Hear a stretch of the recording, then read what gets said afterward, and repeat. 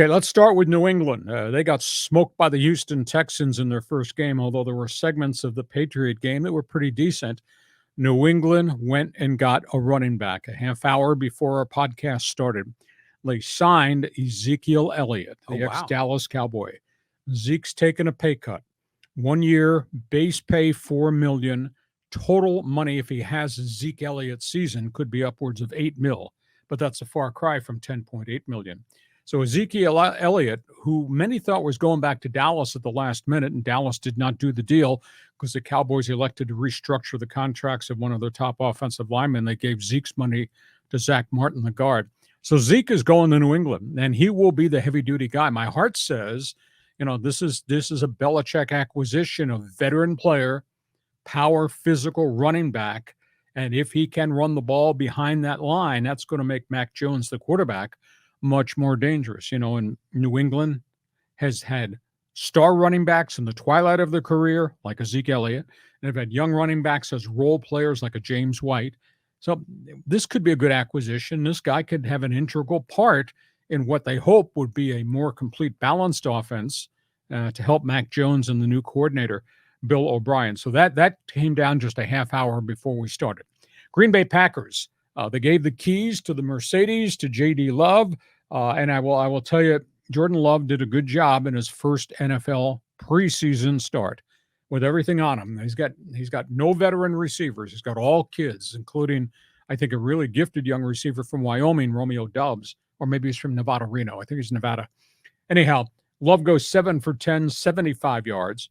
Then they give way to a rookie from Penn State, Sean Clifford. He throws a pick six right out of the gate and say, "Whoa, welcome to the NFL, pal." He winds up throwing for 209 and a couple of touchdowns. Sean Clifford played really well after the shaky start. I think Green Bay's kind of pleased with where they are quarterbacks. New Orleans, all the quarterbacks on the roster got to play. Derek Carr came out of the gates firing. Jake Haener, the Fresno State kid, he had 105 yards passing in a quarter and a half, replacing Derek Carr. I mean, he's an interesting story. He's tough.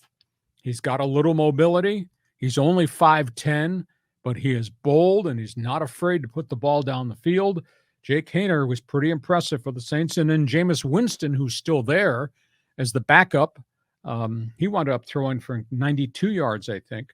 The Saints wound up throwing for 267. They got running back problems.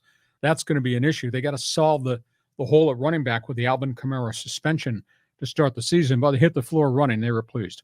Raiders, boy, did they kick the daylights out of the 49ers. San Fran did not have a good game. Aiden O'Connell, draft pick, Purdue, played the whole first half of that game for the Raiders, wound up throwing for 141 yards and a touchdown. He just kind of torched the Niners. Niners went up and down the field, but never got the thing into the end zone. So the Raiders, at least for one weekend, feeling good about themselves. Browns. This is an interesting story. Dorian Thompson-Robinson, who came off the bench in the Hall of Fame game and played really well against the Jets, led the Browns to the victory, starts this weekend. And DTR, the ex-UCLA star, throws for 102 and another touchdown. And he's playing himself onto this roster as maybe the third quarterback after Deshaun Watson and the other backup that they've got. So he's been pretty impressive. The Colts, I watched closely because I wanted to see what Anthony Richardson was going to do. And he's big, and he's physical, and he plays fast. But so do the other guys across the line of scrimmage. And I think the message is, pal, you're not a Florida Gator anymore, and that's not Southern Mississippi across the line of scrimmage. He really had problems with speed, problems with defenses, problems with the blitz. He was inaccurate. He was throwing it everywhere but where it was supposed to go. And I stepped back and I said to myself, and this kid's got great upside, and you're just going to need some patience in Indianapolis for him. I said, AR-15, why are you throwing the football there? Why are you throwing the football at all? And it'd be unfair to say he was panic-stricken, but he just looked so jumpy with the speed of the game. So, I mean, he'll be their starter the rest of the preseason, but I just think it's going to be a slow growth process. Chicago, Justin Fields, that was the Ohio State quarterback, and he showed great numbers the first half of last season, ran the ball way too much because he had no receivers. and was in trouble all the time, and then finally got hurt. So they went out and they got him the top wide receiver from Carolina, DJ Moore.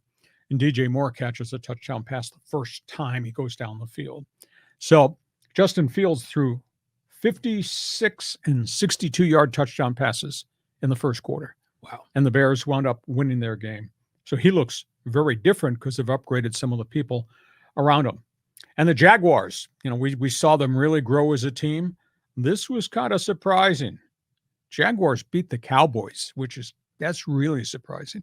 And it wasn't so much Trevor Lawrence. He did well in the first quarter that he played. Jaguars have this young quarterback they brought in from the Canadian Football League. His name is Nathan Rourke.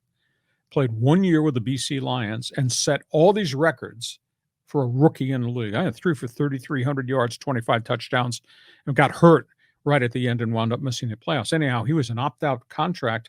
He comes off the bench and throws for 153, 2 touchdowns, led them on 3 scoring drives against the Dallas Cowboys. The stage was not too big for this kid. And maybe that's got to do with he played so much live fire, fast-paced football in Canada. And a side note, I don't do this very often. Nathan Rourke, my alma mater. Hey. Ohio Bobcat. So he really impressed a lot of people because he was doing it against the Dallas Cowboys. So those are news and notes, headlines around the NFL. Your response to Zeke going to Foxborough and whatever else you want to talk about. Well, so yeah, Zeke going to Foxborough, it's kind of expected. Belichick does that a lot, getting those veterans, whether it was Seau and Rodney Harrison, or there's been a bunch of guys that have gone over there and had success in the tail end of their career. But I love seeing all these new kids, and I saw some of Jake Haener in the game, and boy, he looked tiny out there, but he was making it happen and he was making things go. It's just interesting to me in every sport how when you go up a level, in this case from Division I college football to the NFL, how the game is faster, more physical, everyone's bigger, and these young kids, some have the mental ability to adjust and go to that next level, and others get overwhelmed. And we see that in every sport, but it's going to take these NFL quarterbacks, these young kids, probably into the season until they can kind of relax a bit. On we go.